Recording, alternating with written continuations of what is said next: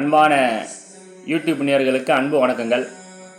தாந்திரிக திலகத்தை பற்றி நம்ம சொல்ல போகிறோம்.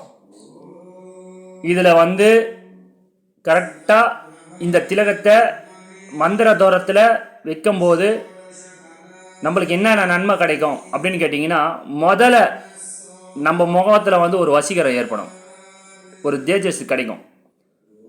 ஓகேங்களா? மங்களம் உருவாகும். மங்களம்னா உங்களை பார்த்தா அதிர்ஷ்டம் அப்படின்ற மாதிரி உங்கள் முகத்துக்கு ஒரு வசீகரம் ஏற்படுத்தி தரும். நல்ல பாருங்க, இந்த திலகத்துக்கு தெய்வங்கள் யாருன்னு கேட்டிங்கன்னா, எம்பெருமான், லக்ஷ்மி தாயார், லக்ஷ்மி நரசிம்மன். புரியுதுங்களா?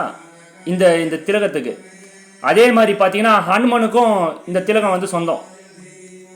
இந்த திலகத்தை தாந்திரிகமாக சில பொருட்களை போட்டு திலகம் வைக்கும்போது கண்டிஷ்டி, வசீகரம், காரிய சித்தி சிம்பிளாக தான் இருக்கும். இது நம்ம ரெடி பண்ணதெல்லாம் கிடையாது, இது தாந்திரிகம். இந்த திலகத்தை வைக்கிறவங்க பார்த்தீங்கன்னா ஒரு வசீகரம் ஏற்படுத்தும், தெய்வத்தோட ஆக்ரோஷம் உருவாகும், படிப்படியாக நோய் நொடியில் இல்லாமல் இருப்பாங்க. இந்த திலகத்துக்கு அவ்வளோ ஒரு மகத்துவம் இருக்குது.